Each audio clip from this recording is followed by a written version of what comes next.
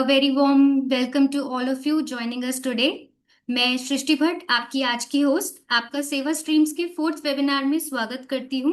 सेवा स्ट्रीम्स एक knowledge and capacity building initiative Seva bridge की ओर से है to support NGOs, grass root organisations and development professionals through practical learning and meaningful conversations. पिछले 3 webinars में हमने ऑर्गेनाइजेशन को स्ट्रॉन्गर और सीएसआर रेडी बनने के इंपॉर्टेंट एस्पेक्ट्स कवर किए। पहले एनुअल रिपोर्ट प्रिपरेशन, फिर सीएसआर रेडीनेस और उसके बाद winning proposal from ideas to fundable pitch, जहां हमने सीखा कि आप अपने आइडिया को एक स्ट्रॉन्ग डोनर अलाइन प्रपोजल में कैसे कन्वर्ट करें। और अब अपने फोर्थ वेबिनार में हम बात करेंगे एग्जीक्यूशन की। आज का सेशन है from plan to performance, budget and financial systems that deliver. क्योंकि स्ट्रॉन्ग प्रपोजल के बाद जरूरी है कि प्लानिंग और फाइनेंसेस भी उतने ही स्ट्रॉन्ग हो ताकि आइडिया एक्चुअल में इम्पैक्ट में कन्वर्ट हो सके। तो चलिए शुरू करते हैं। हर सेशन डिजाइन किया गया है practical, relevant and immediate application के लिए। Today we have our speaker with us for the session. इस पूरे सेशन को इंटरेक्टिव बनाया गया है। आपको सेशन के एंड में एक्सपर्ट से इंटरेक्ट करने का टाइम दिया जाएगा जहां आप अपने सवाल पूछ सकते हैं। Before the session begin, I would like to introduce our speaker of the session, Mr. Abhishek. Abhishek is a chartered accountant with over a decade of experience spanning Big Four firms, non-profit organizations, and technology startups. He has led the design and implementation of digital strategies for the world's largest political party, enabling data-driven campaigns that contributed to significant electoral successes and impactful public policy outcomes in India. He also advises technology startups and AI companies with a particular focus on leveraging artificial intelligence for public sector innovation and governance. मैं आपका आज के webinar में स्वागत करती हूँ। Over to Abhishek ji to begin with the session. Thanks Srishti for the introduction. तो चलिए हम लोग शुरू करते हैं कि कैसे हम लोग प्लान अच्छे से करेंगे ताकि योजनाओं को का अच्छे से क्रियान्वयन हो सके और हम लोग अपने डोनर को भी एक तरीके से एक अकाउंटेबिलिटी और रिपोर्ट दे पाएंगे। तो मूव ऑन करते हैं हम लोग की आज के जो प्रेजेंटेशन है उसमें क्या क्या कंटेंट्स रहेंगे।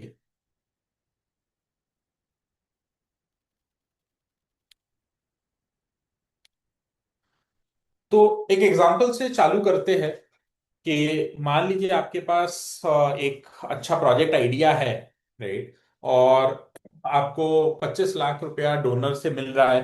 तो वो 25 लाख रुपया के हिसाब से आप इम्पैक्ट कैसे डिलीवर करेंगे जो आपने बनाया है। तो हम लोग अगर एक बार देखते हैं कि कैसे एक आइडिया का क्रियान्वयन होता है, तो उसमें हम लोग प्लानिंग से चालू करते हैं और कि हम लोग क्या क्या करने वाले हैं। और प्लान के बाद आता है बजट के एक रूप से कि क्या क्या खर्चा लगेगा इस प्लान को एग्जीक्यूट करने में। और फिर एक बार ये बजट तैयार हो जाता है तो फिर हम लोग ऑफ कोर्स डोनर को सबमिट करते हैं। उसके बेसिस पे अप्रूवल मिल जाता है। Once the money comes in, हम लोग इसको खर्चा करने पे की तरफ बढ़ते हैं। और एक बार जब खर्चा करते हैं तब हम लोग को ट्रैक करना पड़ता है और निगरानी रखना पड़ेगा कि कहाँ कहाँ ये खर्च हो रहा है और जो जो हमने बजट में प्रावधान किया था उसके हिसाब से खर्चा हो रहा है कि ये कहीं ना कहीं अलग तरीके से खर्चा हो रहा है। और अगर हो रहा है तो क्यों हो रहा है, और अगर सही हो रहा है तो ठीक है, अगर सही नहीं हो रहा है तो उसको हम कैसे करेक्ट कर सकते हैं। और उसके बाद हम लोग जरूर एक रिपोर्ट बना के पेश करते हैं डोनर्स को, ताकि एक समन्वय बना रहे और एक विश्वास भी कायम हो सके। तो हम लोग आगे बढ़ते हैं इसको कि आज के प्रेजेंटेशन में इस विषय पे क्या क्या चीजों के बारे में हम बताने वाले हैं। तो एक पहला बात यह है कि हम बजट कैसे बनाएं ताकि जो बजट आप डोनर को शेयर करते हैं उसमें क्या क्या कंपोनेंट्स होंगे, कैसे आप कॉस्ट इंक्लूड करेंगे, क्या क्या बजट हेड्स होगा, कैसे उसको कैपेक्स और ओपेक्स में बांटेंगे, और कैसे कैसे आप इसको हर एक्टिविटी के हिसाब से आप इसको तैयार कर सकते हैं। उसके बाद हम इस पे आएंगे कि जो मान लीजिए आपने बजट पेश किया उसके हिसाब से आपको पैसा मिल गया। अब वो पैसा का आप कैसे हिसाब रखेंगे और कैसे ट्रैक करेंगे कि जो जो हेड्स के अंदर आपने डोनर को रिक्वेस्ट किया है पैसा देने के लिए, उसी हिसाब से आपका खर्चा हो रहा है कि कुछ और तरीके से खर्चा हो रहा है। और क्योंकि हम लोग को सही तरीके से खर्च करना पड़ेगा ताकि डोनर को हम हिसाब दे पाए, and therefore finally we'll be coming to how we can report and therefore build trust on the entire project that we are going to do.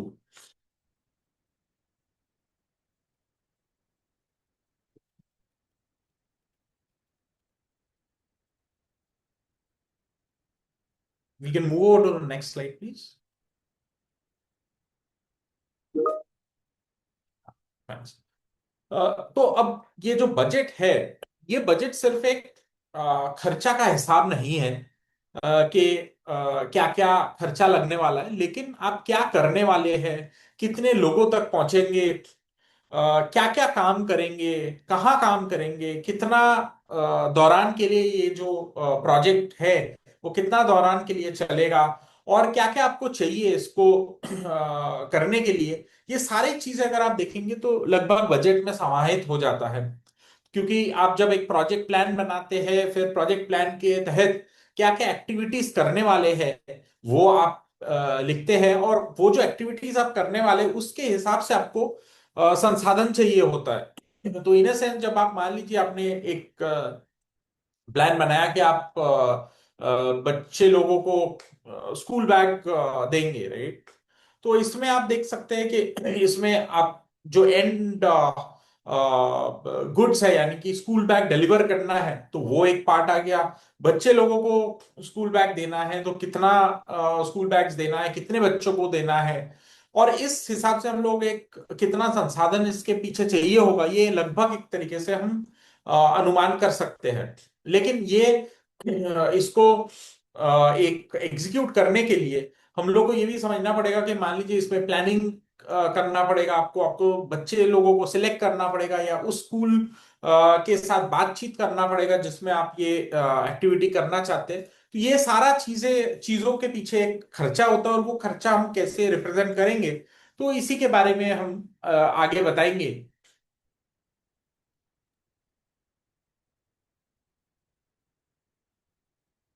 Next slide please. हाँ, तो अगर आप देखेंगे कि हर एक जो एक्टिविटी है एक एक प्रोजेक्ट में, उसका एक कहीं ना कहीं से कॉस्ट आता है या खर्चा आता है, राइट। क्योंकि अगर आप देखेंगे कि आप लोग बैठ के प्लान कर रहे हैं, राइट, तो जो लोग प्लान कर रहे हैं उनका भी एक सैलरी है, उनका भी एक टाइम कंपोनेंट है, उसका भी एक खर्चा किसी ना किसी तरीके से ऐड करना है। फिर मान लीजिए जो भी आप इसमें संसाधन लगाएंगे जैसे ट्रेनर्स हो गया, ट्रैवल हो गया यानी कि इधर से उधर जाना, एक अगर कोई ट्रेनिंग सेशन है तो उसका जो वेन्यू है उसका खर्चा, वो ट्रेनिंग में आप कुछ ना कुछ प्रशिक्षण के लिए सामग्री देंगे उसका एक खर्चा हो गया, उस ट्रेनिंग में कुछ ना कुछ रिफ्रेशमेंट्स रहेगा, उसके साथ साथ जो आपका फील्ड स्टाफ है उन लोगों का खर्चा, और उसके साथ साथ ये जो पूरा आप करने वाले हैं प्रोजेक्ट में इसका जो डॉक्यूमेंटेशन होगा तो इसका भी खर्चा लगता है। तो हर एक अगर आप देखेंगे कि फ्रॉम स्टार्ट टू एंड, कि अगर आप मान लीजिए एक 25 लाख का कुछ डोनर फंडेड प्रोजेक्ट करना चाहते हैं तो हर एक पड़ाव पे कहीं ना कहीं एक कॉस्ट इन्वॉल्व है। अब वो कॉस्ट इम्प्लिसिट हो सकता है या एक्सप्लिसिट हो सकता है। अब इम्प्लिसिट एक्सप्लिसिट का मतलब है कि एक कुछ खर्चा हो सकता है जो आपका पॉकेट से जाए, आपको दिख रहा है कि अच्छा मैं बैग खरीदने वाला हूं, या मान लीजिए आप एक स्थान को भाड़े पे लेने वाले हैं तो वो वाला खर्चा आपका पॉकेट से फ्लो होता है, या जो ट्रस्ट है या आपका जो एनजीओ है उसका बैंक अकाउंट से सीधा सीधा जाने वाला है, तो आपको आप वो तो अकाउंट फॉर कर ही सकते हैं।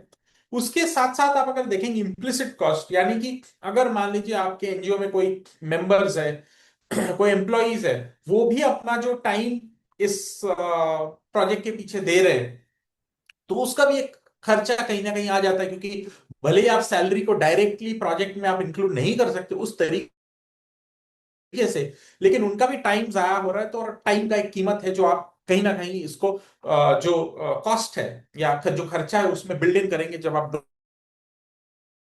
हर एक पड़ाव पे, from thinking of the project कि आप प्रोजेक्ट में क्या करने वाले हैं, आप बजट करेंगे, आप एक्टिविटीज करेंगे, हर एक चीजों के लिए संसाधन चाहिए होगा, तो हर एक पड़ाव पे हम लोग को खर्चा लगेगा, एक लागत लगेगा। तो therefore every activity has a cost. And इसीलिए अंत में हम लोग ये जरूर समझ सकते हैं कि हम लोग पहले ही कोई एक पैसा से शुरू नहीं करेंगे, लेकिन हम इससे शुरू करेंगे कि क्या क्या एक्टिविटीज होने वाला है, और फिर हम आगे जाके उसको बजट करेंगे। अब हम आगे जाके ये देख सकते हैं कि एक प्रोजेक्ट मूलतः चार चीजों में बांट सकते हैं। एक है मानव संसाधन का खर्चा, यानी कि पीपल, जैसे मैंने बोला प्रोजेक्ट स्टाफ, ट्रेनर्स, कंसल्टेंट्स, आपके जो लोग हैं ऑर्गेनाइजेशन में। फिर है प्रोग्राम, यानी कि ट्रेनिंग हो गया, या आप कुछ डिस्ट्रीब्यूट करने वाले हैं, जैसे मैंने स्कूल बैग का एग्जांपल दिया। या कोई लाभार्थियों को कुछ ट्रेनिंग देने वाले हैं, कुछ लाइवलीहुड, जैसे बहुत जगह होता है कि हम महिलाओं को सिलाई सिखाने वाले हैं और सिलाई मशीन देने वाले हैं। तो इसमें काफी सारा मान लीजिए एक्टिविटीज है, राइट? कि आप महिलाओं को पहले चयन करेंगे कि किन लोगों को आपको ये हुनर सिखाना है। उन महिलाओं को फिर आपको हुनर सिखाने के लिए एक जगह डिसाइड करना पड़ेगा। वो जगह भाड़े पे लेके उनको जो क्लासेस आप देंगे, उस क्लासेस में ट्रेनर्स आएंगे, ये ट्रेनिंग होगा। फिर आपको सिलाई मशीन चाहिए जिस पे वो लोग अपने काम सीखेंगे, यानी कि स्किल बिल्डिंग होगा। और उसके हिसाब से ये जो पूरा आपको काम करना है, उसमें ट्रैवल, उनसे बातचीत करना, उन तक जो मान लीजिए ट्रेनर्स आएंगे उनसे संपर्क करना, ये सब के पीछे एक कुछ ना कुछ खर्चा होता है। तो वो यानी कि ऑपरेशंस का खर्चा होगा। और उसके साथ ऑर्गेनाइजेशन, यानी कि जैसे आपका मान लीजिए ट्रस्ट या एनजीओ है, उसका एक ऑफिस है, उसका एडमिनिस्ट्रेशन है, यानी कि जो एम्प्लॉयज है, जो भी लोग काम करते हैं, तो सारे कुछ को लेके एक खर्चा है जो मैंने बताया कि एक ऑर्गेनाइजेशनल हेड में जाएगा। तो हम the take away from this slide would be that every project budget will effectively fit into four buckets. It'll either be people or program or operations or the organization. So ये हम लोग ये चारों में बांट सकते हैं। और ये हर एक चीज के लिए चार अलग अलग शब्द हो सकता है। इसको अलग हेड्स कह सकते हैं, अलग लाइन आइटम्स कह सकते हैं, अलग कॉस्ट कैटेगरीज कह सकते हैं। बट हम लोग द अंडरलाइन क्वेश्चन, यानी कि जो सवाल है वो मूलतः वही रहता है कि ये जो पैसा हम खर्च करने वाले हैं, ये क्या चीज के लिए खर्च करने वाले हैं। आगे बढ़ते हुए हम लोग जो भी खर्चा करते हैं, इसको दो हिस्सों में बांट सकते हैं। एक है केपेक्स और एक है ओपेक्स।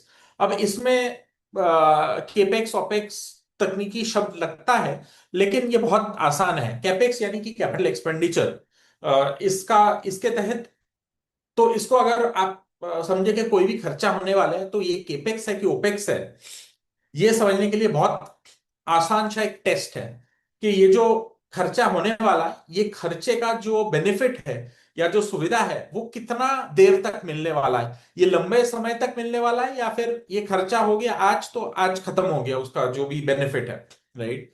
तो आप अगर कुछ भी इन अ सेंस हार्डवेयर बोल दे, या कोई भी टेंजिबल गुड्स खरीदते हैं, यानी कि जैसे आपने मान लीजिए लैपटॉप खरीदा, या कोई इक्विपमेंट खरीदे, या फर्नीचर खरीदा, या कोई भी इंफ्रास्ट्रक्चर के सामान खरीदे, तो वो केपेक्स में चला जाएगा। जैसे आप अगर मान लीजिए एक प्रोजेक्ट लेके आए कि हम लोग एक अस्पताल बनाने वाले हैं, या स्कूल बनाने वाले, या स्कूल में एक एक्स्ट्रा कमरा बनाने वाले, तो ये सारा चीजें केपेक्स में चला जाएगा। क्योंकि अगर आपने कमरा बनाया, या आपने लैपटॉप खरीदा, या आपने कोई भी इक्विपमेंट खरीदा, तो ये इनका जो लाइफ है या लॉन्जिविटी है, ये तुरंत खत्म नहीं हो जाता है, और ये सालों साल चलते हैं। तो कुछ भी चीज जो सालों साल चलते हैं या ज्यादा समय के लिए चलता है, वो केपेक्स के अंडर आ जाएगा। और जो भी चीजें तुरंत खत्म हो जाता है, वो ओपेक्स के अंडर आएगा। यानी कि जैसे मान लीजिए आपका ट्रैवल हो गया, इंटरनेट हो गया, रेंट अगर आप कुछ पे कर रहे हैं, या फिर जैसे मान लीजिए मोबाइल बिल्स हो गया, या जो भी बाकी सारे खर्चे वो ओपेक्स में आ जाएगा, इंक्लूडिंग जो ट्रेनर्स का खर्चा है या कंसल्टेंट्स का खर्चा है वो ओपेक्स यानी कि ऑपरेशनल एक्सपेंडिचर में आ जाएगा। ठीक है। तो हम अगर इसमें ऐसे मानेंगे कि केपेक्स जो है ये लंबे समय तक चलने वाले के लिए हम खर्चा करने वाले हैं, और ओपेक्स जो है वो तुरंत जो प्रभाव पे बेनिफिट देगा उसके लिए हम खर्चा करने वाले हैं। अब आते हैं एक जो सवाल काफी समय रहता है, जो लोग प्रोजेक्ट बजट बनाते हैं या प्रोजेक्ट बनाता है, कि प्रोजेक्ट कॉस्ट जो हम बनाएंगे उसके साथ एक एडमिन कॉस्ट का कंपोनेंट होता है, राइट? इसका क्या अंतर है और हम कैसे इसको रिप्रेजेंट कर सकते हैं बजट में? अब प्रोजेक्ट कॉस्ट क्या है? प्रोजेक्ट कॉस्ट वो सारे खर्चे हैं जो आपको ये जो प्रोजेक्ट करना है उसके लिए डायरेक्टली आप उसको जिम्मेदार और या उसको आपको खर्चा करना है, राइट?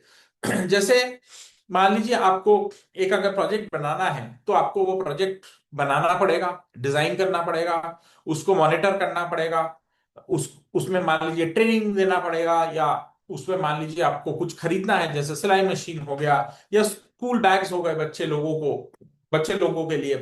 तो ये सारे जो खर्चे हैं ये प्रोजेक्ट कॉस्ट में आ जाएगा, क्योंकि ये डायरेक्टली जो आप प्रोजेक्ट कर रहे हैं उसके हिसाब से ये खर्चे लगने वाले हैं उस प्रोजेक्ट के लिए।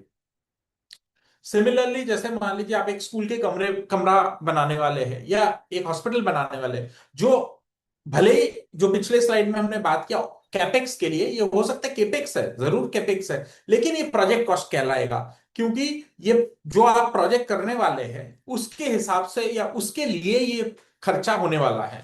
सिमिलरली जैसे प्रोजेक्ट मैन पावर, यानी कि जैसे मान लीजिए अगर आप एक बिल्डिंग बनाने वाले हैं तो उसका जो आर्किटेक्ट का खर्चा है, उसका जो भी लेबरर्स उसमें काम करने वाले हैं वो बिल्डिंग बनाने के लिए, तो वो सारे खर्चा प्रोजेक्ट कॉस्ट में चला जाएगा। सिमिलरली जैसे मान लीजिए अगर आप एक लाइवलीहुड प्रोजेक्ट करने वाले, जहां आप जो भी महिलाएं आ रहा है वो सिलाई मशीन या सिलाई का क्लास के लिए उनको आप एक आने जाने का खर्चा देने वाले, वो भी डायरेक्ट कॉस्ट्स में आ जाएगा। यानी कि हम अगर देखें तो जो भी खर्चा डायरेक्टली जो आपका प्रोजेक्ट रिलेटेड है उसके लिए इनकर हो रहा है तो वो सारे प्रोजेक्ट कॉस्ट में आ जाएगा। अब आते हैं एडमिन कॉस्ट। एडमिन कॉस्ट क्या है? एडमिन कॉस्ट, मान लीजिए आपका जो तो हम एक एग्जांपल लेके इसको समझते हैं। प्रोजेक्ट तो आप अगर मान लीजिए आपका एक एनजीओ है या आपका ट्रस्ट है, वो मान लीजिए चलने वाला है सालों साल। अब मान लीजिए उसमें आप कोई भी प्रोजेक्ट नहीं कर रहे हैं, तब भी कुछ ना कुछ खर्चा तो लगता ही है।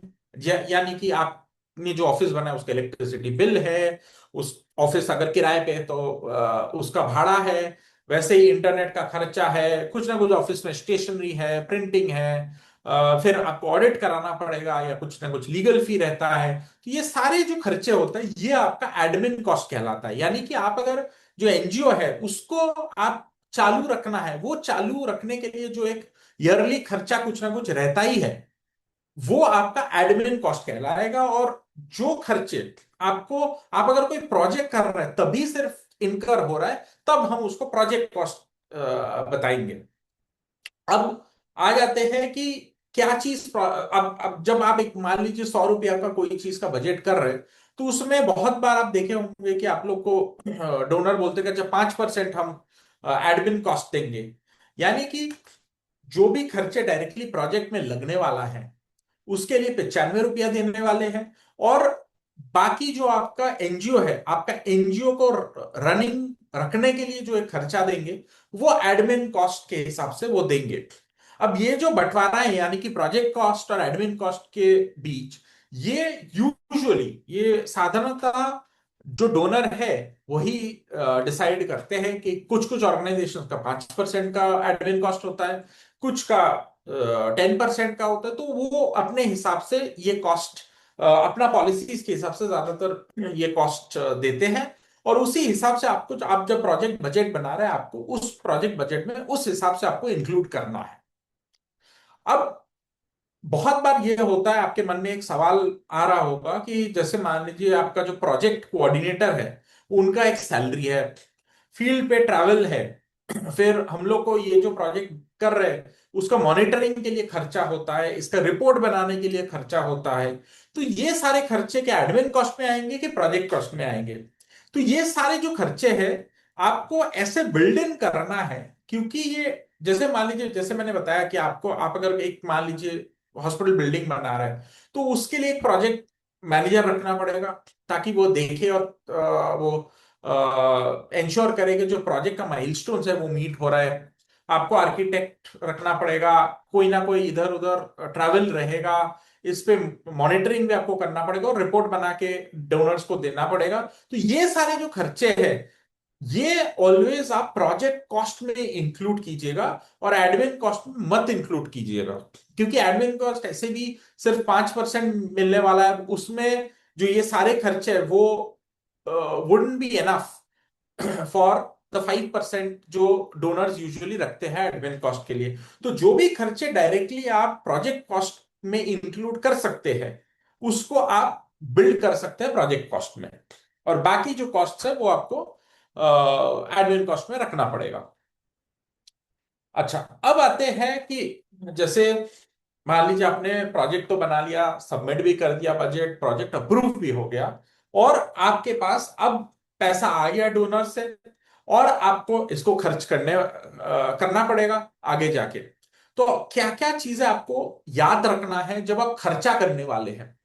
तो पहला बात तो यह है कि आपका जो भी खर्चा होने वाला है ये आप कोशिश कीजिए मूलतः कि बैंक ट्रांसफर या चेक या फिर ऑनलाइन पेमेंट के माध्यम से ही करें। कैश जितना कम हो कैश में आप खर्चा करें। पहला बात तो यह है कि कैश 10,000 से ऊपर आप एक्सपेंडिचर अलाउड ही नहीं है, नंबर वन। तो अगर आप मान लीजिए 11,000 किसी को आपने पे कर दिया कैश में, तो वो डिसअलाउड हो जाता है जब आपका ऑडिट होगा। तो देयरफॉर एक चीज आप जैसे गांठ बांध लीजिए कि कोई भी कैश खर्चा मिनिमम हो, सबसे कम से कम हो, और अगर कैश खर्चा हो भी रहा है तो जरूर उसको 10,000 के नीचे रखें। ठीक है? और इसको ऐसा, cash expenditure should be kind of an emergency expenditure, कि अगर कुछ और नहीं तरीके से आप खर्चा कर पा रहे हैं तो आप जाके कैश एक्सपेंडिचर कीजिए। और आज के दिन लगभग सबके पास यूपीआई का सुविधा है। तो जैसे मान लीजिए आप अगर, आपको अगर कोई तुरंत पेमेंट भी करना है तो भी आप कैश में नहीं करके, अगर मान लीजिए जैसे मैं फील्ड पे हूं और फील्ड पे लगा के अरे भाई ये जो मान लीजिए कोई सामग्री, मान लीजिए सिलाई मशीन डिलीवर करने के लिए ट्रक आया है, तो वो ट्रक को पेमेंट करना है, या एक मैटेडोर आया है तो उसको पेमेंट करना है, तो बहुत बार हो जाता है कि अच्छा नहीं चलो इसको कैश में दे देते हैं और बाद में आप रीइंबर्समेंट दिखा लेंगे अपने तक। वो भी मत कीजिए। मैं तो यही आपको सलाह दूंगा कि आप अगर किसी को भी पेमेंट कर रहा है और उसको रीइंबर्समेंट के द्वारा भी क्लेम कर रहा है अपने ऑर्गेनाइजेशन से, तो भी आप यूपीआई के द्वारा या इंटरनेट बैंकिंग के द्वारा ही पेमेंट कीजिए। और जरूर अगर 10,000 के ऊपर है तब तो ये मैंडेटरी है कि आप यूपीआई या ऐसे इलेक्ट्रॉनिक संसाधनों के थ्रू पेमेंट कीजिए, और अगर उसके नीचे है तो भी मैं बोलूंगा कि अगर आप इसको कैश पेमेंट के बिना यानी कि इलेक्ट्रॉनिक या चेक बैंक ट्रांसफर के थ्रू करेंगे तो बेस्ट है। अब कोई भी अगर कैश पेमेंट होता है तो उसके हिसाब से आपको एक साइन वाउचर चाहिए, यानी कि एक मूल तरह प्रमाण पत्र कि आपने जो कैश दिया है किसी को वो कैश सही में आपने दिया है। तो उसका एक प्रमाण के लिए आप जरूर एक अपने ऑर्गेनाइजेशन में एक फॉर्मेट बना लीजिए कैश वाउचर का। तो और वो जरूर अपने पास रखिए ताकि कभी भी आप पेमेंट कर रहे हैं किसी को कैश में तो उससे एक एक्नॉलेजमेंट और एक सिग्नेचर करवा लीजिए कि इतना रुपया इस कारण से आपको दिया हुआ है, और उनका मोबाइल नंबर नाम जरूर उसमें दर्ज करवा लीजिए। क्योंकि वो एक बाद में डॉक्यूमेंटेशन के नजरिए से पुख्ता डॉक्यूमेंटेशन बन जाता है। और अगर कोई भी हाई वैल्यू पेमेंट्स है, यानी कि 10,000 से, जैसे मैंने जरूर बताया कि 10,000 से ऊपर तो कैश पेमेंट्स करना ही नहीं है, तो भी आप इसको इंश्योर कीजिए कि बाकी जो भी पेमेंट्स है वो सारे ऑनलाइन माध्यम से ही हो। और कोई भी जो भी आप खर्चा कर रहे हैं तो सब हर खर्चे का रिसीट और इनवॉइसेस होना चाहिए। Invoice is usually mandatory and proof of payment is received. बहुत बार एक चीज आप लोग शायद सवाल करेंगे कि देखिए अब ट्रक का पेमेंट करना है तो उन्होंने तो भाई दिया नहीं इनवॉइस। ठीक है। तो ये हो सकता है बहुत बार कि जब आप तुरंत ऑन द स्पॉट पेमेंट कर रहे हैं तब शायद आपको रिसिप्ट, आपका जो वाउचर है ऑर्गेनाइजेशन का या एनजीओ का जो आप बना के रखे, उस पे आपने दस्तखत ले लिया और उनका नाम नंबर दर्ज करवा लिया। लेकिन उसके बाद आप जरूर कोशिश कीजिए उनसे कि आप एक इनवॉइस या बिल जरूर मंगा के आप अपना डॉक्यूमेंटेशन में रखिए, क्योंकि आपके पास अगर सिर्फ रिसीट है वो भी प्रूफ ऑफ पेमेंट नहीं है।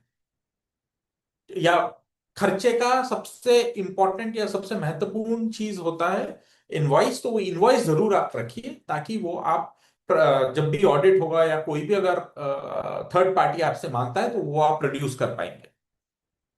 अब एक बात पे आ जाते हैं कि जब भी आप पेमेंट्स कर रहे हो तो काफी सारा कंप्लायंसेस या चीजें ध्यान पे रखना पड़ता है।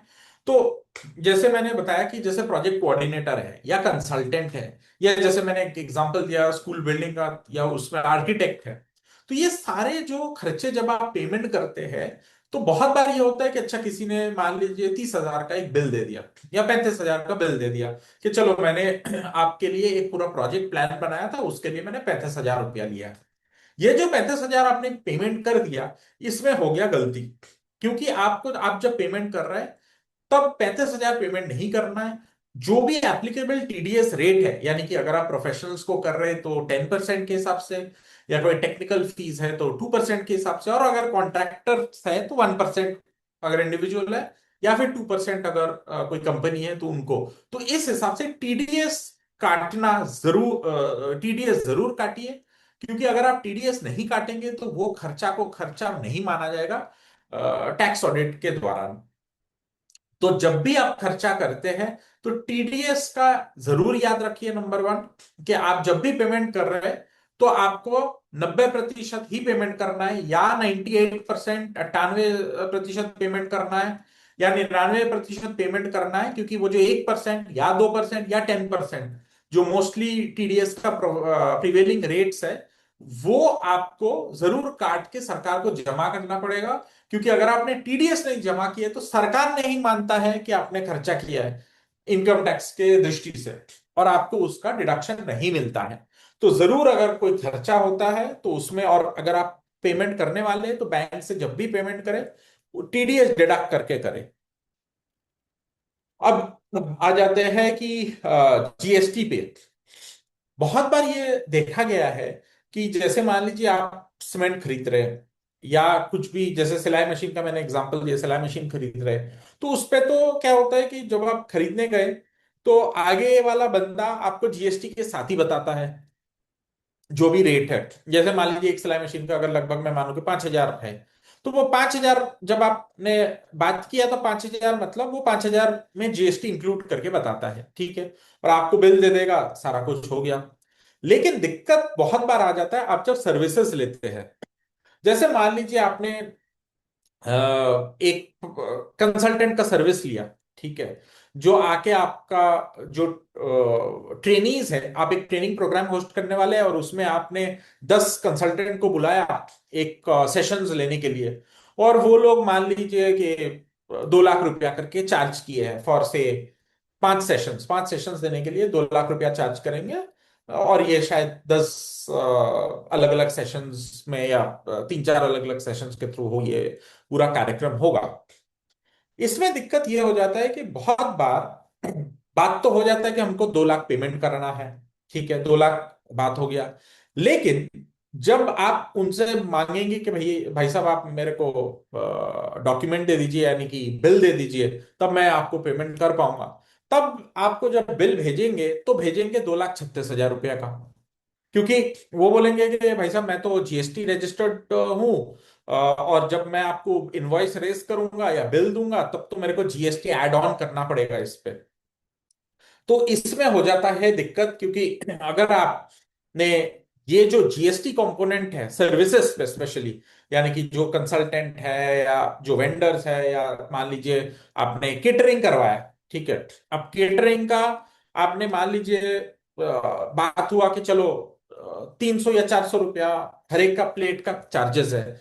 लेकिन जब आपको आप बिल मांगेंगे तब बोलेंगे अरे भाई साहब मैंने तो 300 रुपया बोला था, 300 रुपया में तो मैं बिल नहीं दे पाऊंगा, ठीक है, तो वो बोलेंगे नहीं मैं बिल दूंगा अगर, तो आपको 5% एक्स्ट्रा जीएसटी देना पड़ेगा।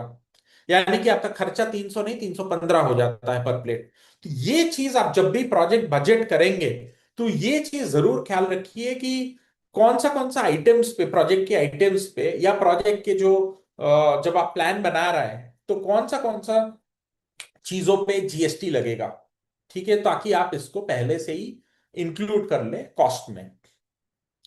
और इसके साथ साथ आगे भी हम बात करेंगे कि 12A और 80G जो अभी के लिए अभी नया इनकम टैक्स एक्ट आ गया है, तो उसमें ये जो स्टेटस है यानी कि 12A 80G का, ये आपके पास अपडेटेड रहे और वैलिड रहे। क्योंकि अगर वो वैलिड नहीं रहता है तो आपको भी दिक्कत होता है, और जो आपका डोनर होता है, डोनर को भी इनकम टैक्स में छूट मिलने के लिए दिक्कत होता है। तो therefore the 12A and 80G should be there. और अभी 5 साल का, हर 5 साल में आपको रिन्यू कराना पड़ता है। वो आप इंश्योर करें कि 5 साल में उस वो अपडेटेड रहे और सही टाइम पे आप फाइलिंग कर रहे हैं, ताकि आपका जो 12A 80G स्टेटस है वो बनाए रखे। उसके बाद है एफसीआरए। एफसीआरए शायद बहुत लोगों के लिए एप्लीकेबल नहीं होगा, यानी कि जो फॉरेन से फंड आता है और जो एनजीओ के पास एफसीआरए सर्टिफिकेट है, तो फॉरेन जो पैसा आता है उसके लिए बहुत एप्लीकेबल नहीं है। लेकिन यूजुअली एक रूल यही है कि अगर आप कहीं से भी बाहर से आपको पैसा मिल रहा है, यानी कि एफसीआरए के तहत या फॉरेन एनजीओ से पैसा मिल रहा है, तो वो जो खर्चा है वो अलग बैंक अकाउंट के थ्रू होता है, उसका अलग अकाउंट्स मेंटेन होता है। और वो जो खर्चा है वो आप नॉर्मल चीजों के लिए, नॉर्मल जो बाकी डोमेस्टिक फंडेड प्रोजेक्ट्स है उसमें आप कहीं ना कहीं उसको एकदम अलग रखना पड़ेगा, और उसमें मिक्सचर एकदम ही अलाउड नहीं है। और अगर हो जाता है तो काफी सारे बाद में दिक्कतें होता है। तो आगे बढ़ते हैं इसमें कि हम लोग एक जब बजट बना रहे हैं तो कैसे हम इसको सही तरीके से बना सकते हैं। तो जैसे मैंने पहले ही कहा कि एक जब आप बजट बना रहे हैं, जैसे मान लीजिए एक ट्रेनिंग का आपने सिलाई मशीन का या कोई एक आपने किया है, तो जैसे आप डोनर को बताएंगे कि अच्छा भाई साहब मेरे को 5 लाख रुपया चाहिए होगा, तो आप 5 लाख लिख के प्रोजेक्ट प्रपोजल में देंगे तो वो जरूर रिजेक्ट हो जाएगा, क्योंकि इसका ना बाइफरकेशन है, ना कैसे क्या क्या चीजें होने वाला है, इसका कोई भी विवरण है। हमको फिर कैसे ये जो बजट है ये कैसे रिप्रेजेंट करना है ताकि डोनर को भी समझ में आए, और वो जो प्रोजेक्ट प्लान में आप 5 लाख रुपया लिख के देंगे वो कैसे फाइनली अप्रूव हो जाए। तो अगर आप देखेंगे जो एग्जाम्पल है, यानी कि पहले चीज है कि हम लोग 10 ट्रेनिंग सेशंस करेंगे। अब 10 ट्रेनिंग सेशंस का लगभग आपने एक हिसाब बैठाया कि 30,000 रुपया खर्चा होगा। उसका भी हम आ जाएंगे कि कैसे और बाइफरकेट करना है ये 30,000 को भी, बट 10 ट्रेनिंग का 30,000 रुपया लगेगा। फिर आपको 2 फील्ड कोऑर्डिनेटर चाहिए होंगे, जो मान लीजिए एक जो महिलाओं का चयन करें, एक और एक फील्ड कोऑर्डिनेटर होगा जो जो ट्रेनिंग देंगे, तो उनसे संपर्क करना, जो महिलाओं के साथ संपर्क रखना, समन्वय रखना। और इसके बारे में मान लीजिए 2 फील्ड स्टाफ चाहिए, और ये डायरेक्ट प्रोजेक्ट कॉस्ट है। तो ये 2 फील्ड कोऑर्डिनेटर्स के लिए 25,000 हर महीना, और क्योंकि ये 1 साल तक चलेगा तो 12 महीने का एक आप खर्चा जोड़ लिए। उसके साथ साथ जो भी ट्रैवल होगा और मटेरियल होगा, अगर आप कुछ प्रिंट कर रहे हैं, तो वो सारा चीजें वो आइटमाइज्ड वे में, यानी कि हर एक हेड के अंडर या हर एक चीजों के अंडर आपको बजट करना पड़ेगा। और जैसे मैंने कहा कि आप बजट एक्टिविटी के हिसाब से बनाइए। आप जब प्रोजेक्ट प्लान बना रहे हैं तो आप एक एक्टिविटी बनाएंगे कि ये चीजें हम करने वाले हैं प्रोजेक्ट के तहत, तो हर एक जो चीजें आप करने वाले हैं उसके हिसाब से आप बजट बनाइए। अब आते हैं कि कैसे हम नंबर्स पे आते हैं, राइट। तो एक बहुत सिंपल सा कैलकुलेशन है कि कितने मात्रा में हर एक चीजों का खर्चा होने वाला है और कितने बार खर्चा होने वाला है, यानी कि क्वांटिटी, यूनिट कॉस्ट, और हर एक चीजों का कॉस्ट और फ्रीक्वेंसी। ये तीनों को आप जब मल्टीप्लाई करेंगे तो आपका एक बजट आ जाएगा पर लाइन आइटम के हिसाब से। जैसे इस एग्जांपल में दिया हुआ है कि जैसे मान लीजिए 500 बेनिफिशियरीज है प्रोजेक्ट में, तो 500 बेनिफिशियरीज को 200 रुपया का एक मान लीजिए ट्रेनिंग किट देने वाले हैं, तो 200 रुपया का वो खर्च हो गया। और ये जो ट्रेनिंग किट है वो एक ही बार जाना है प्रोजेक्ट में, तो इस तरीके से तो 500 बेनिफिशियरी इंटू 200 पर किट, यानी कि जो ट्रेनिंग मटेरियल आप देने वाला है वो ट्रेनिंग किट का 200 रुपया एक जन का, इनटू वन टाइम, यानी कि एक ही बार ये खर्चा होने वाला है। तो हम बजट पे पहुंच गए कि 1 लाख रुपया का ये बजट होने वाला है। अब आ जाते हैं कि ट्रेनिंग, जैसे मैंने कहा कि आप मान लीजिए 10 ट्रेनिंग सेशंस का प्लान किए हैं, तो हर एक ट्रेनिंग सेशन का कितना खर्चा लगभग होने वाला है, यानी कि चलो 15,000 रुपया का खर्चा होने वाला है। तो 10 ट्रेनिंग, और 10 ट्रेनिंग हो गया, इंटू 15,000 पर ट्रेनिंग सेशन का खर्चा होगा। तो इस तरीके से हम आ जाएंगे कि 1.5 लाख रुपया बजट करने वाले हैं ट्रेनिंग्स के लिए। फिर मैंने जैसे बताया कि आपको कोऑर्डिनेटर्स रखने हैं, ठीक है। तो वही क्वांटिटी आ गया कि अच्छा, हम लोगों को 2 कोऑर्डिनेटर रखने हैं फील्ड पे इस प्रोजेक्ट के लिए। उनका तनख्वाह कितना होगा, 25,000 होगा पर महीने। और कितने महीने के लिए रखेंगे, उन लोगों को 12 महीने के लिए रखेंगे। तो उस तरीके से आप बजट कर लिए कि 2 कोऑर्डिनेटर का या 2 फील्ड स्टाफ का 25,000 तनख्वाह अगर है, तो 12 महीने के लिए हम लोगों को 6 लाख रुपया का बजट करके चलना पड़ेगा। तो इस तरीके से अगर आप देखेंगे, जैसे हम लोग ने इधर एक 8.5 लाख रुपया का बजट का हेड वाइज या बाइफरकेशन दिखाया है, उसमें आपको बहुत आसानी से समझ में आ जाता है। और जो इसको देख रहा है, यानी कि जो भी आपका डोनर एजेंसी है, वो भी जब देख रहे हैं, उनको भी समझ में आ जाता है कि आप क्या क्या कब कब करने वाले हैं। कि अच्छा, 500 बेनिफिशियरीज को आप बेनिफिट देने वाले हैं, यानी कि 500 लोगों का आप ट्रेनिंग करवाएंगे, या कुछ स्किल ट्रेनिंग कराएंगे। 10 ट्रेनिंग कराएंगे, यानी कि 10 सेशन होगा। उसके साथ साथ 2 जन आप रखने वाले हैं जो ये पूरा चीजों को का देख रेख करेगा। तो इस तरीके से आप जब बाइफरकेशन देखते हैं, तो इसमें आपको बहुत आसानी से, आप जब पढ़ रहे हैं और जो थर्ड पार्टी पढ़ रहे हैं, उनको भी समझ में आ जाता है, लगभग एक मोटा मोटा उनको भी आइडिया आ जाता है कि कैसे ये जो प्रोजेक्ट है ये कैसे ग्राउंड पे इंप्लीमेंट होने वाला है। तो ये, अगर आपने एक अच्छे से बजट बनाया है, तो ये सारी चीजें बिना आपको समझाए हुए या बिना किसी और को डिटेल में समझाए हुए, वो एक बार पढ़ेंगे तो बहुत आसानी से उनको समझ में आ जाता है। तो आगे चलते हैं कि हम लोग जैसे मान लीजिए बजट बना के दे दिए, फिर पैसा आ गया और पैसा भी हम खर्च करने वाले हैं। मैंने पहले तो कुछ कुछ डूज एंड डोंट्स बताए कि क्या क्या हम लोग को ध्यान में रखना है। बट हम आगे अभी देखने वाले हैं कि हम बजट के हिसाब से हम कैसे इस पे निगरानी रखें कि हम लोग जो खर्चा कर रहे हैं वो क्या प्लान्ड तरीके से हो रहा है कि नहीं हो रहा है। क्योंकि बाद में अगर आप एक जायजा लेंगे 6 महीना या 12 महीने या प्रोजेक्ट खत्म होने के बाद, तो हो सकता है कि अच्छा, आपने एक हेड का पैसा और एक हेड में खर्चा कर दिया, जो डोनर शायद अप्रूव नहीं करेगा बाद में।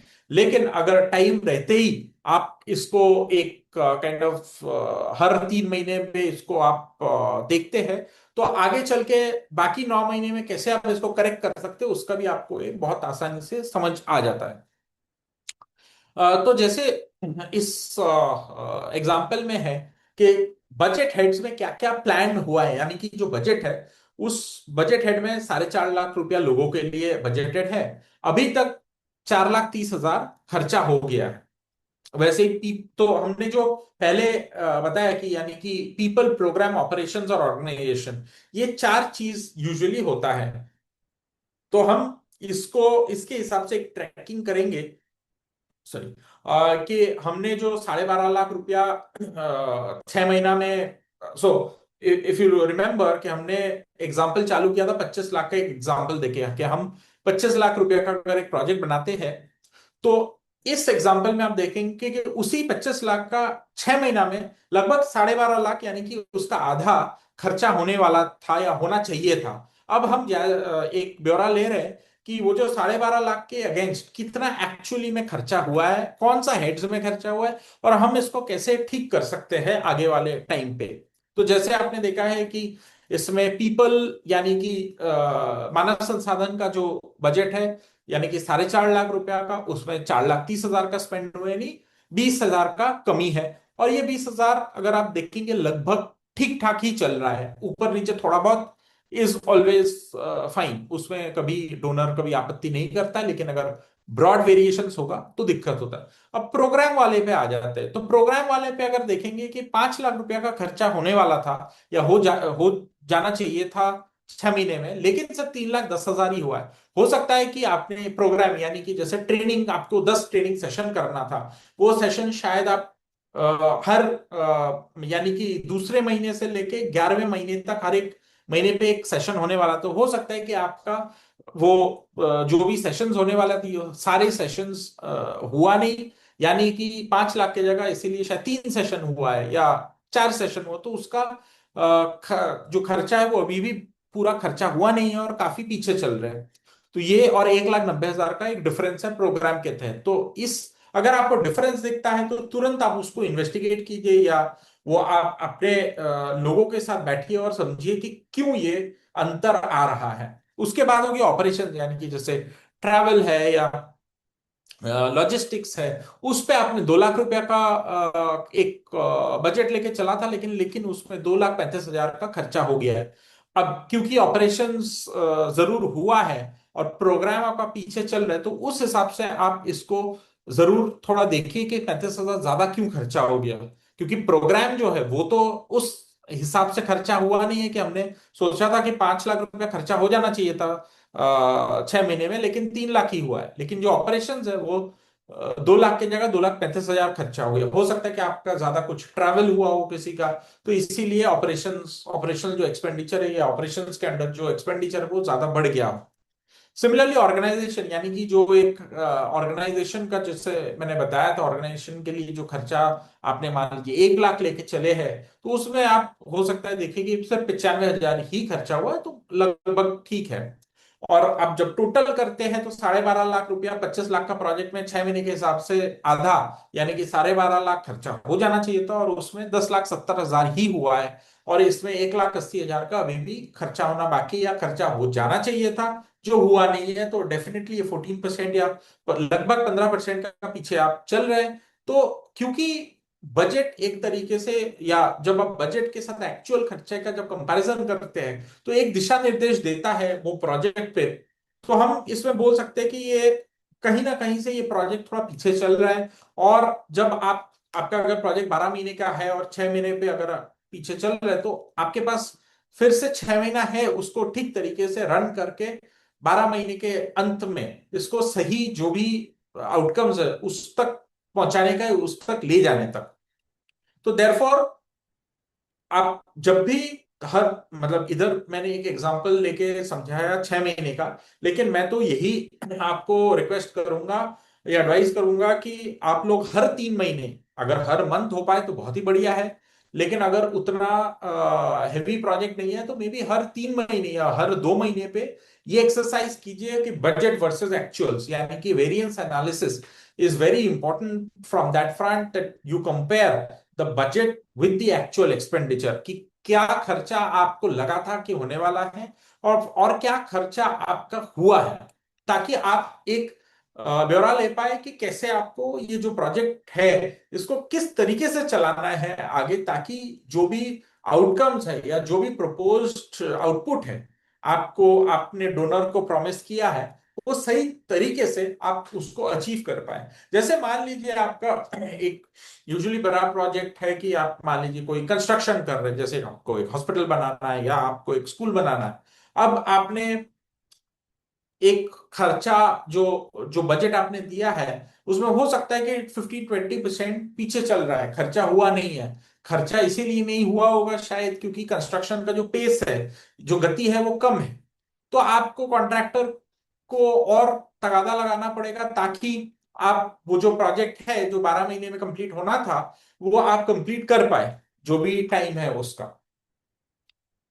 तो हाँ, हम जितना जल्दी इसको देख पाएंगे उतना अच्छे से इसको फिक्स कर पाएंगे। और ये जो डिफरेंसेस मैंने कहा, जब भी आप मान लीजिए 3 महीने पे, 4 महीने पे या 6 महीने पे इसका एक ब्यौरा लेते हैं, तो और इसमें जो भी अंतर आता है, ये अंतर कभी भी फेलियर नहीं है या एक काइंड ऑफ एंड नहीं है, लेकिन ये अगर अंतर है तो आपको हेल्प करता है इसको, ये एक इंडिकेटर है आप बोल सकते हैं, और एक आपको इंफॉर्मेशन है या एक सूचना है आपको, ताकि आप इसका ब्यौरा लेके सही से प्रोजेक्ट को मूव कर सकते हैं। जैसे आपको ये समझ में आ जाएगा कि शायद कहीं ना कहीं जो कंस्ट्रक्शन का पेस है वो स्लो है, या हो सकता है कि कुछ कुछ चीजें आपका ज्यादा खर्चा हो गया, तो हो सकता है कि बहुत बार, क्योंकि कुछ चीजें होता है जैसे फ्यूल हो जाता है, जैसे आपका रेंट होता है हो जाता है, या मटेरियल कॉस्ट हो जाता है, जिसका खर्चा शायद डायनामिक है। और आप अगर मान लीजिए आप कंस्ट्रक्शन कर रहे हो तो सीमेंट का प्राइसेस बहुत बार बढ़ जाता है 2 महीने बाद। तो क्योंकि बढ़ जाता है तो आप जाके बहुत बार आपको जाके एस्केलेशन के लिए रिक्वेस्ट करना पड़ता है आपका डोनर को। तो वो भी आप कर पाएंगे अगर आप हर 3 महीने या 6 महीने पे एक काइंड ऑफ स्टॉक टेकिंग कर लेंगे कि क्या आपने बजट किया था और उस हेड के तहत कितना कितना कहाँ कहाँ खर्चा हुआ है, ज्यादा हुआ है या कम हुआ, अगर ज्यादा हुआ है तो क्यों हुआ है, वो आप कर एक रीजनिंग कर पाएंगे। अगर आपको लगता है कि नहीं भाई इसका खर्चा बढ़ गया है और मेरे को जाके क्लाइंट से बात करना है या अपने जो डोनर है उनसे बात करना है कि जो खर्चा आपने स्कूल बिल्डिंग के लिए 10 लाख रुपया दिया था वो शायद 12 लाख हो जाएगा, और इस क्योंकि सीमेंट का प्राइस बढ़ गया है या लेबर का प्राइसेस बढ़ गया है। तो उस तरीके से बहुत बार ये होता है, जैसे मिनिमम वेजेस पे लेबर रहते हैं। अब जब आप और सरकार हर 6 महीने मिनिमम वेजेस को रिवाइज करते हैं। तो अगर मान लीजिए वही मिनिमम वेजेस ज्यादा बढ़ गया जो आपने प्रोजेक्ट बजट किया था उससे, तो आपको जाके रिक्वेस्ट करना पड़ेगा शायद डोनर को, या फिर किसी और तरीके से आपको थोड़ा कॉस्ट कटिंग करके इसको एडजस्ट करना पड़ेगा। तो वो आप ये सारे कुछ आप तभी कर पाएंगे अगर आप, if you are aware, if that information, या अगर वो सूचना आपके पास आता है तो ही आप इस पे एक्शन ले पाएंगे। और वो सूचना आने के लिए ये जो बजट वर्सेस एक्चुअल कंपैरिजन है वो बहुत जरूरी होता है। आगे बढ़ते हैं इसको कि जैसे मैंने कहा कि आपको, आप जल्दी ध्यान देंगे और उसका आप जो भी कारण है पता लगा देंगे, तो आप कोई ना कोई ठोस निर्णय लेके आप इसको करेक्ट कर सकते हैं और आप डोनर को भी आप बता सकते हैं कि क्यों ऐसा हो रहा है या क्या दिक्कत हो रहा है।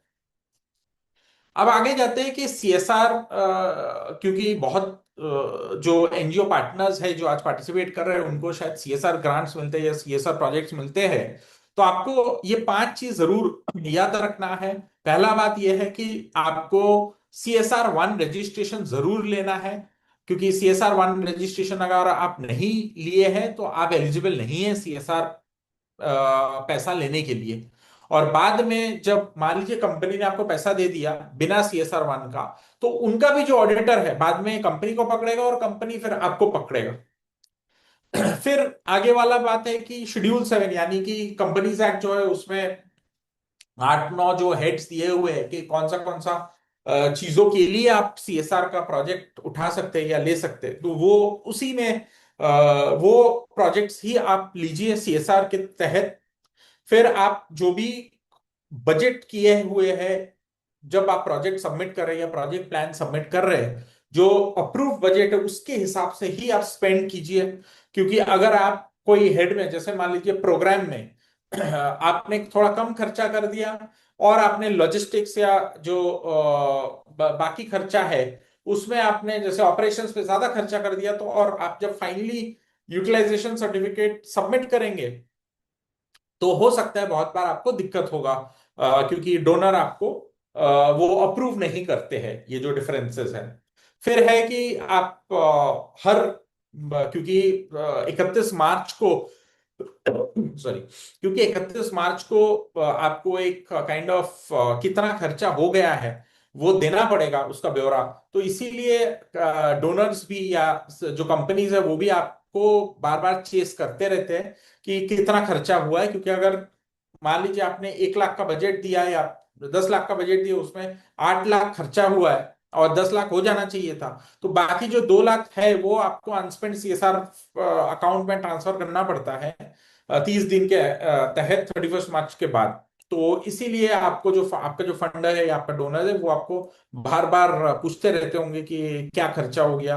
और जो भी आपका सीएसआर से जो भी आपका इन सेंस सरप्लस होता है या जो भी पैसा बच जाता है, मान लीजिए आपने बजट किया 10 लाख रुपया, अब आपने देखा कि मैं नहीं, मेरा तो 9 लाख रुपया में पूरा खर्चा हो गया है।